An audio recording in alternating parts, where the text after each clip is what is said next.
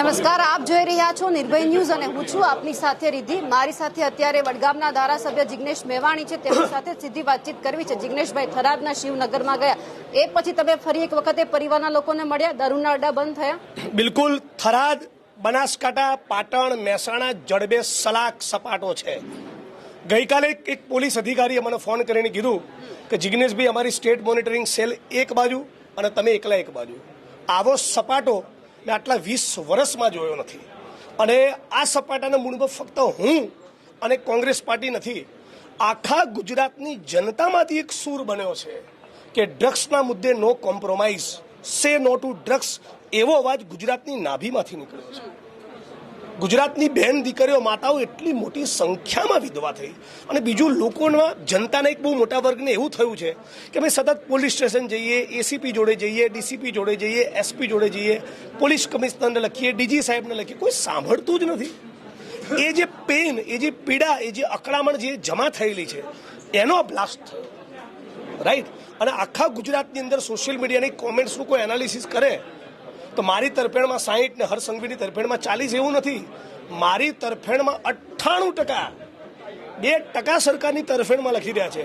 એટલે 98% સરકારની વિરુદ્ધમાં લોકો બોલી રહ્યા છે. અને આમાં કાસ્ટ, રિલિજન, પ્રદેશ, પોલિટિકલ પાર્ટીઓ બધાની ઉપર ચૈતર, ગોપાલ બધા જ મિત્રો બોલ્યા છે, બધા જ પત્રકારો બતાવી રહ્યા છે, બધા યુટ્યુબર્સ બતાવી રહ્યા છે. એટલે આ બહુ સારો મેસેજ છે અને ગુજરાતની જનતા આને બહુ એપ્રિશિએટ કરી રહી છે.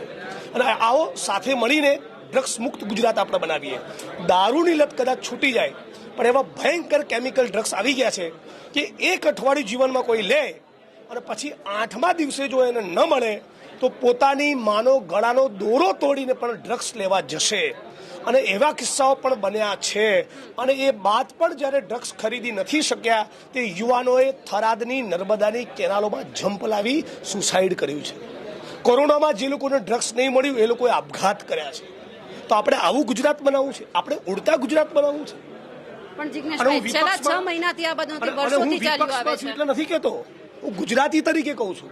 આપણે જય જય ગરવી ગુજરાત બોલીએ અને આપણી આંખ સામે ગુજરાતને લૂંટાવા દઈએ, બરબાદ થવા દઈએ.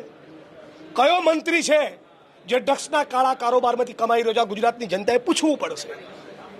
એ જે પણ મંત્રી ડ્રગ્સના કાળા કારોબારમાંથી કમાઈ રહ્યો છે એ ગુજરાત અને ભારત ભૂમિનો ગદ્દાર છે.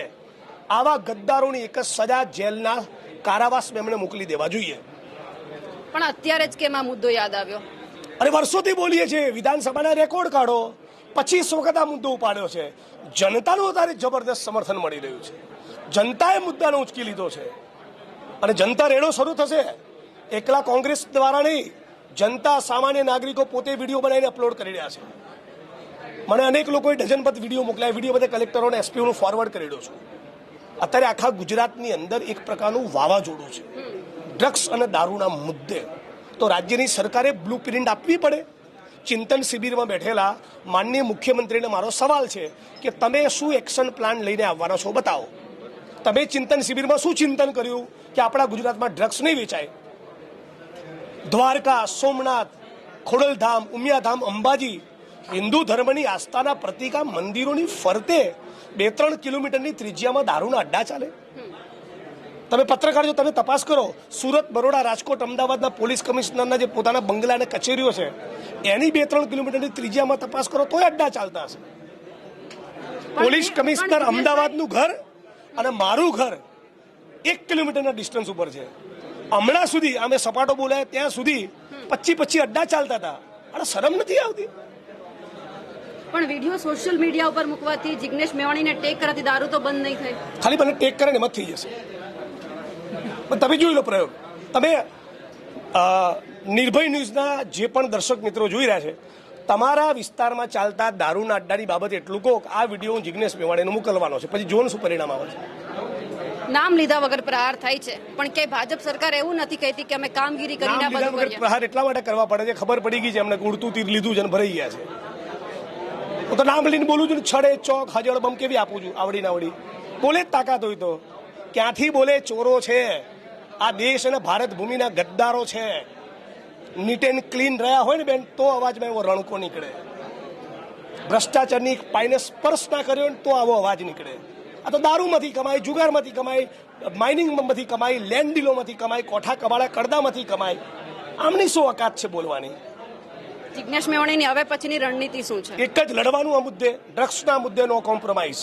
સમગ્ર ગુજરાતના તમારા તમામ દર્શકોને, ખાસ કરીને યુવા સાથીઓને અપીલ કરું છું કે આખા ગુજરાતના યુવાનો બધા સાથે મળીને ડ્રગ્સની સામે એક મુહિમ છેડીએ અને આપણું ગુજરાત, તમારું અને મારું ગુજરાત, રવિશંકર મહારાજ ઇન્દુલાલ યાજ્ઞિકનું ગુજરાત એ ડ્રગ્સ મુક્ત બનવું જોઈએ.